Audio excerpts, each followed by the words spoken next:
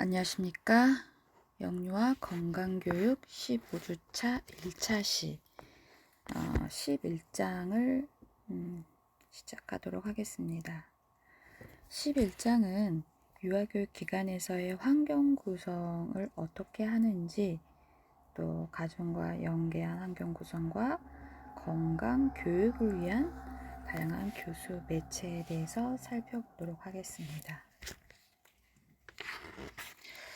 유아교육 기관에서는 영유아가 건강한 생활 습관을 길러 스스로 실천할 수 있도록 건강교육을 위한 환경을 조성하는 것이 필요합니다. 교사와 부모는 영유아의 건강교육을 위해 기관과 가정에서의 바람직한 환경을 제공하도록 지원해야 하는 것이고, 또한 이 건강교육을 위한 환경은 유아교육 기관과 가정 환경 모두를 포함한 것이어야 합니다. 물리적인 환경에서는 영유아들이 쾌적하게 학습할 수 있는 여건을 마련해주고 정서적으로 지지적인 환경을 제공해 줄 필요가 있는 것입니다. 또한 다양한 교수 학습 매체를 제공함으로써 유아의 건강교육에 대한 흥미와 관심을 유발하여 효율적인 학습을 도와야 합니다. 11장에서는 영유아의 건강교육을 위한 환경 구성으로서 가정과 기관의 물리적인 환경, 그리고 교수학습 매체를 중심으로 살펴보는 파트이기도 합니다. 유아교육 기관에서의 환경 구성에서 환경 구성을 위한 교사의 역할이 중요한데요. 유아교사는 매일 영유아들과 가까이에서 친밀하게 접촉하고 일상생활을 관찰할 수 있기 때문에 건강 교육을 위한 환경 구성에서도 매우 중요한 역할을 담당합니다.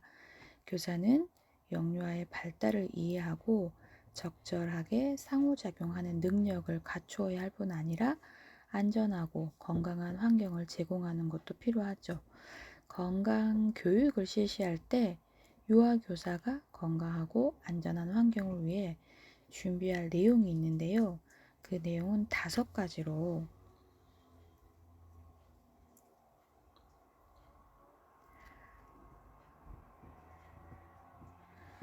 다양한 활동과 경험을 통해 건강교육을 실행하도록 하는 부분이고요. 실내외 환경을 영유아들에게 안전하고 건강하게 관리하는 부분, 또 영유아의 건강 상태를 정확히 평가하고 결과를 기록 및 보관하는 것입니다. 4번째로 영유아의 질병 징후를 파악하여 건강상 문제를 확인하도록 하는 것입니다. 5번째는 건강에 문제가 있는 경우 부모에게 연락하거나 원장에게 도움을 요청하고 조속히 대처하는 것이고요. 6번째는 영유아의 건강을 위해서 교사의 건강에 대한 관심과 유지가 중요한 부분이 있습니다. 물리적인 환경을 살펴볼까요? 유아교육 기관에서는 영유아들이 건강하게 지낼 수 있는 환경을 제공하는 것이 필요합니다. 이러한 환경에는 안전한 시설 설비, 놀잇감과 자료, 그리고 영유아 수에 적합한 공간 밀도와 쾌적한 환경이 포함되어 있습니다. 이 외에도 온도와 습도, 실내외 공기, 청결 등과 같은 위생적 환경도 영유아의 건강에 영향을 미치므로 고려해야 하는 부분입니다. 그 첫 번째 고려해야 되는 것이 적절한 공간 확보인데요. 영유아의 건전한 성장과 발달을 위해서, 그리고 건강상의 측면에서 영유아 수를 고려한 충분한 공간을 확보하는 것이 중요합니다. 공간이 좁을 경우 영유아가 정서적으로 안정되지 못하여 서로 갈등을 불러일으킬 수 있습니다. 또한 질병의 전염 위험성이 높아지기 때문에 넓게 열린 공간과 원활한 환기가 가능한 공간을 제공하는 것이 필요합니다.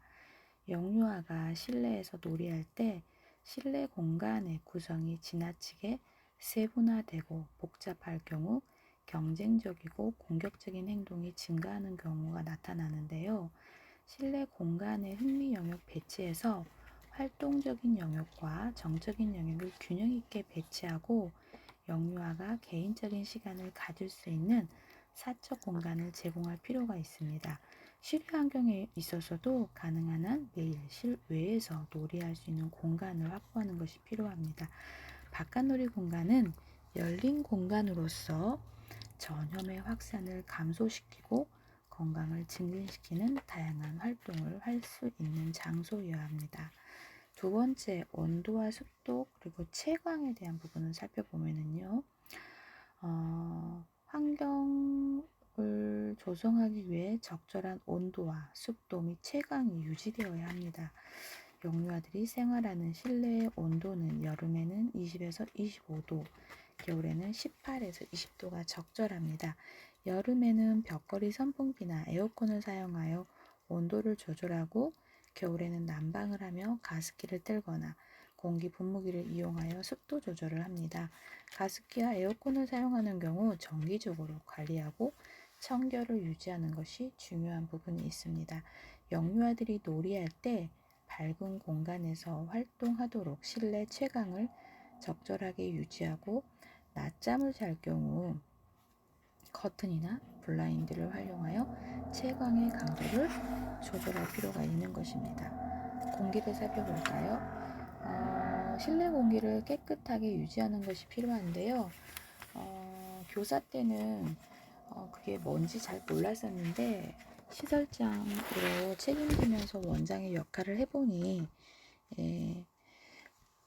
그 실내 공기질 평가를 1년에 한 번씩 외부에 의뢰해서 받고 그거를 지자체에 보고하는데 실내 공기질 관리가 정말 중요하다라는 부분에 대해서 새삼 이제 책임자로서의 자리에 앉아보니 그런 부분들이 서류상 제출하기 위한 게 아니라 우리가 지금 이제 보이지 않는 바이러스와의 지금 싸움이 전 세계적으로 작년부터 지금 있잖아요. 그래서 이제 수시로 창문을 열어 자연 환기를 해주고 공기청정기를 통한 인공적 환기를 하는 것도 필요합니다. 그래서 지자체에서 공기청정기를 살 수 있도록 지원해주는 지자체가 이제 많이 있는 것으로 알고 있고요. 환기 횟수는 오전과 오후에 하루 2번 이상 30분씩 실시하도록 해서 일조량이 많은 낮 시간대를 이용하여 환기해 주는 것이 좋습니다. 자연 환기는 실내에 오염된 공기가 밖으로 나가고 신선한 공기를 실내로 들어오도록 하는 것이므로 미세먼지 농도가 높은 날의 경우에는 하지 않는 것이 바람직합니다. 이 외에도 밀폐된 실내 공간에서 방향제나 화학세제 등과 같은 인공적인 제품을 사용할 경우 호흡기 질환이나 알레르기 등을 유발할 수 있으므로 자제하고 반드시 환기시키도록 합니다. 어린이집 실내 공기질 관리법에 면적 430평방미터 이상인 어린이집이 이제 이런 것들을 준수하여 부유세균, 미세먼지, 이산화탄소, 일산화탄소, 이산화 질소, 포름알데히드, 휘발성 유기화합물, 오존, 라돈, 성면 이 10개의 항목의 기준을 이행하여야 하는 부분에 대해서 검사를 받는다라는 내용이 우리 교재에도 안내가 되고 있네요. 청결 부분을 살펴보면요. 정기적인 소독과 세척 및 청소가 필요합니다. 실내 시설 및 설비, 놀이감의 안전위생 점검표를 비치하고 규칙적으로 청결 상태를 점검하여 그 결과를 기록하는 것입니다. 올바른 손 씻기에 대한 안내는 포스터 부착과 손소독기 배치도 필요하고요. 교실 구석에 먼지가 없도록 청결히 관리하고 식수 및 물컵이 청결하게 관리되도록 할 필요가 있습니다. 또한 물에 희석된 소독제를 사용하여 놀잇감을 자주 소독하도록 하고요. 특히 영아들이 입에 넣기 쉬운 놀잇감은 매일 세척을 자주 해야 합니다. 소음은 영유아가 실내에 놀이나 활동을 실시할 때 소음으로 인해 방해받지 않도록 하는 부분이 필요합니다. 영유아와 규칙을 정해서 다른 사람들의 활동을 방해할 정도로 커다란 소리로 말하지 않도록 지도할 필요가 있는 것입니다. 유아교육 기관이 도로변에 위치해서 외부 소음이 심할 경우 소음 방지를 위한 방음 장치를 설치하도록 하는 부분이 있습니다. 두 번째, 가정에서의 환경 구성을 살펴보면요. 유아교육기관에서 건강한 환경을 구성하는 것뿐만 아니라 가정에서도 영유아의 건강한 생활을 위한 환경을 지원하는 것이 필요합니다. 그 첫 번째로 공간 구성과 물건 배치에 영유아가 직접 참여할 수 있는 기회를 제공하는 것입니다. 직접 참여할 경우 자신과 공간, 물건에 대한 애착, 관심을 가지게 되고 스스로 정리하는 습관을 형성하도록 동기부여할 수 있습니다. 자신의 가방, 옷, 놀잇감 등을 스스로 정리할 수 있도록 사진이나 물건 이름을 함께 부착해 주는 것이 바람직하고요. 물건들이 정해진 위치에 놓을 수 있도록 지도하고 필요할 때 스스로 찾아내어 사용하도록 격려합니다. 유아와 함께 규칙적인 하루 일과를 구성해 보도록 하는 건데요. 하루 일과는 활동 시간과 휴식 시간이 균형 있게 배치되도록 계획하는 것이 필요합니다. 규칙적인 생활은 영유아의 건강한 삶을 위해서 중요한 부분이므로 계획을 세운 후 지속적으로 균형 잡힌 하루 일과를 실천할 것입니다. 세 번째로 가족 구성원들의 손 씻기, 물건 정리정돈, 적절한 수면 취하기 등과 같은 다양한 생활 습관을 기록하고 평가하는 것이 필요합니다. 영유아들의 기본 생활 습관은 부모의 생활 습관을 따라하는 경우가 많습니다. 가족 구성원의 생활 습관을 평가함으로써 각자의 생활 습관을 점검하고 개선할 점들을 고쳐 나갈 수 있도록 지도하는 것입니다.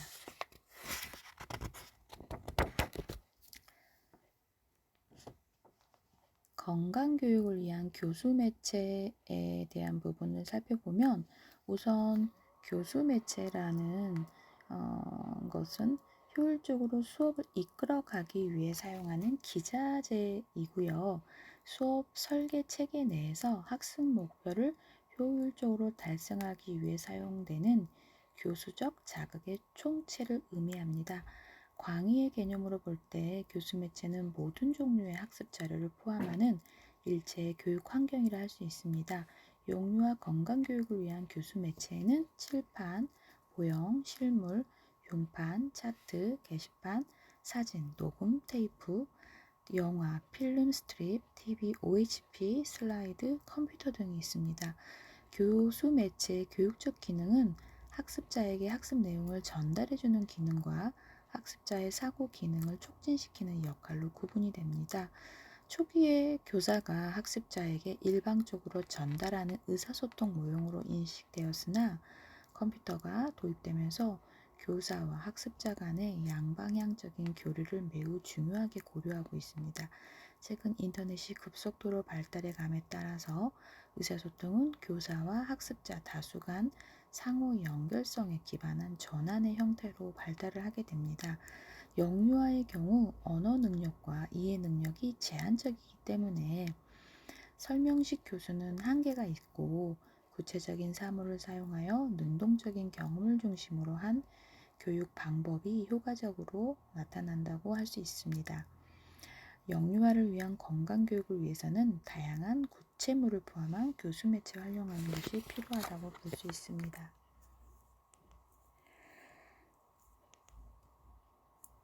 그림과 사진 자료에 대한 교수 매체의 종류 중에서 살펴보면 그림, 사진은 효과적인 교수학습 매체이면서 쉽게 구할 수 있는 자료이므로 유아 건강교육에 많이 활용이 되고 있습니다.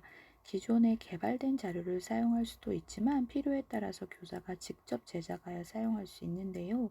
그림이나 사진의 가장 큰 장점은 학습에 대한 동기를 유발하고 빠른 시간 내에 학습 내용에 대한 이해도를 높여줄 수 있다는 점입니다. 이야기를 간결하고 재미있게 표현하는 만화는 전달하고자 하는 메시지를 명확하게 전달해 주어서 영유아 교육을 자주 사용되는 부분이 있고요. 최근 이제 기계 발달로 디지털 카메라, 캠코더 사용하여 건강교육 관련 사진과 자료를 촬영하고 이를 컴퓨터로 편집하고 재생하는 부분까지도 교사들이 제작하고 있는 실황입니다. 두 번째로 실물 자료, 실제 상황에 대한 부분은 유아기 발달 특성을 고려할 때 건강 교육을 위한 매체로서 실물이나 실제 상황이 효과적으로 매체가 될 수 있습니다.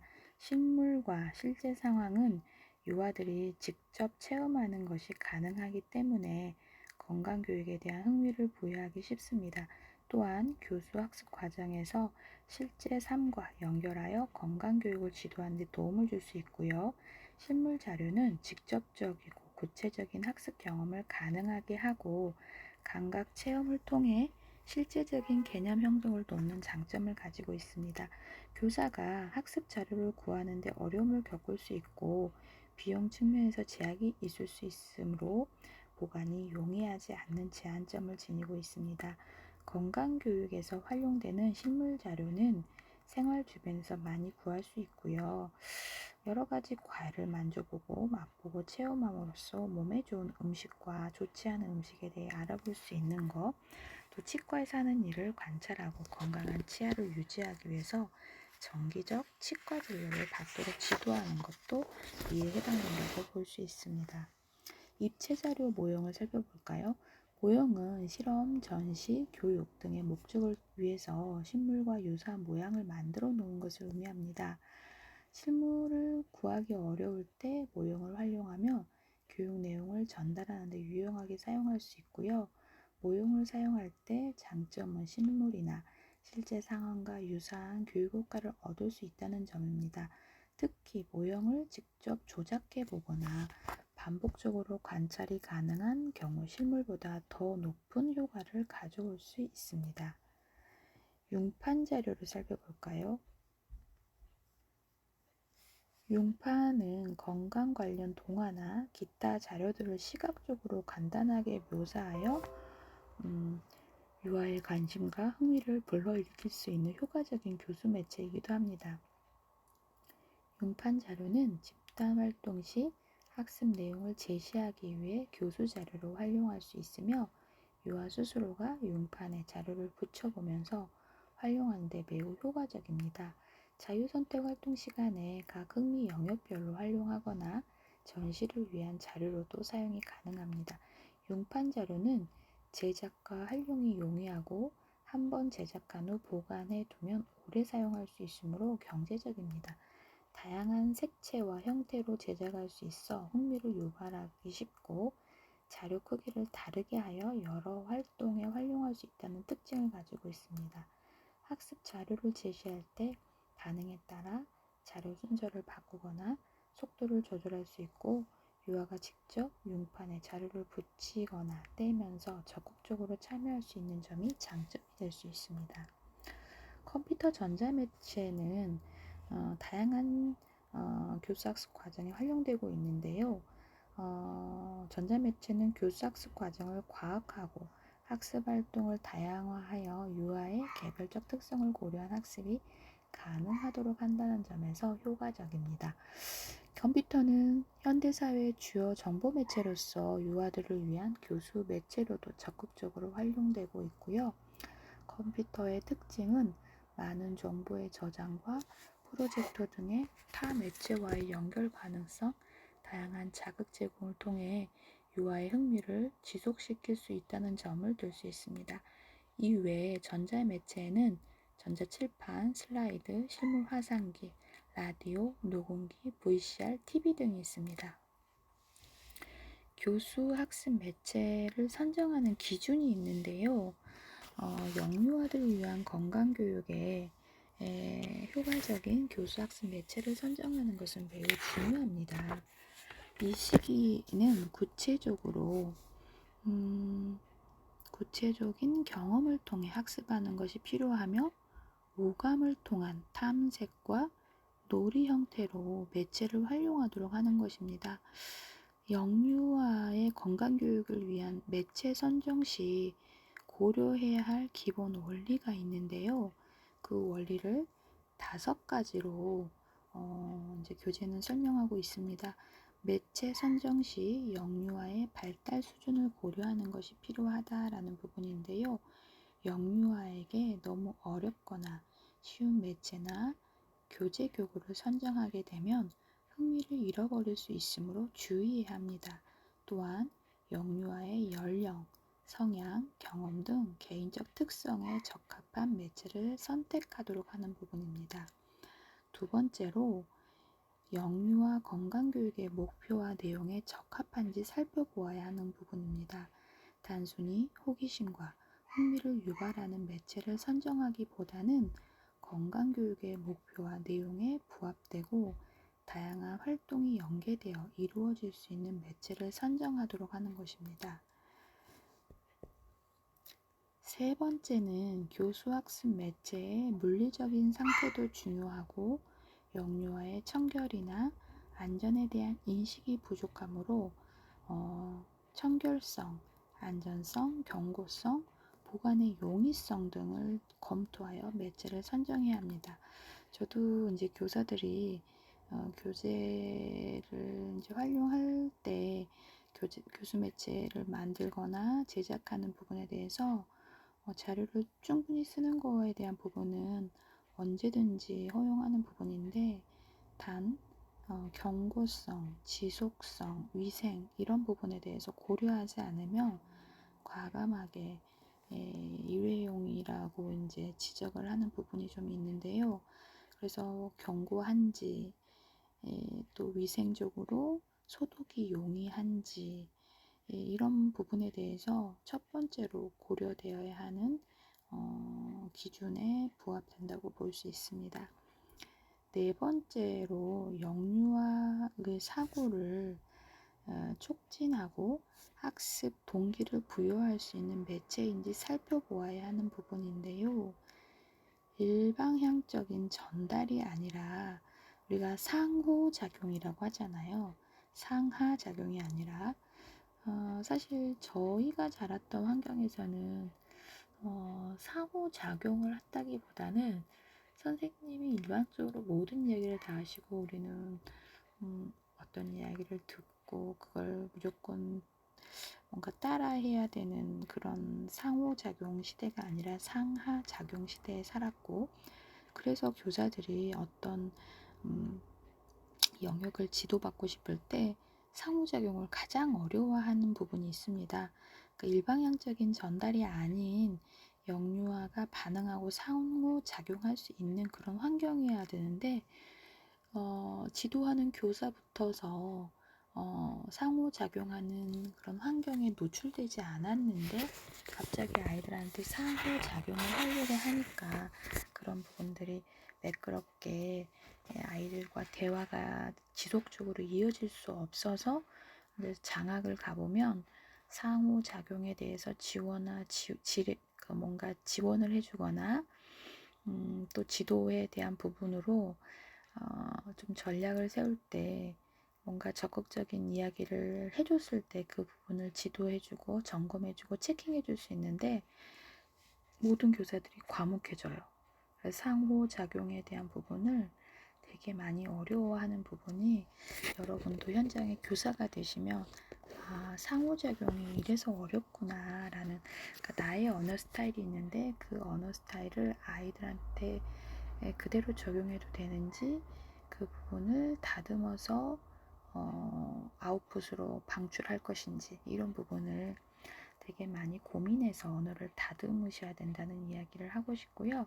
그래서 이제 폐쇄적인 질문이 아니라 개방적인 이제 답을 듣기 위해서 이런 개방적 사용이 가능하고 창의적 사고를 촉진할 수 있는지를 검토해 보아야 된다라고 되게 거창하게 교재는 이야기하고 있네요. 다섯 번째로 구입 비용 및 매체 사용에 드는 시간과 노력을 고려하여 매체를 선정한다라는 부분인데요.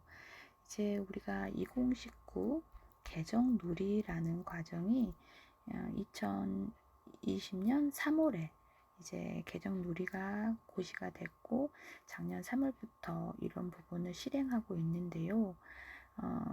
이 개정 누리라는 거는 교재에 대한 부분도 일정한 이제 지원을 받고 이 프로그램을 운영하는 교사한테 연구수당비가 매달 개인 통장으로 30만 원씩 들어가기도 하고 교수 매체를 사라고 시설에 교재 교구를 만드는 선생님들의 수고스러움을 줄여주기 위해서 교재를 사기 위해 근데 되게 비싸요. 교재도 몇백만 원 정도 하거든요.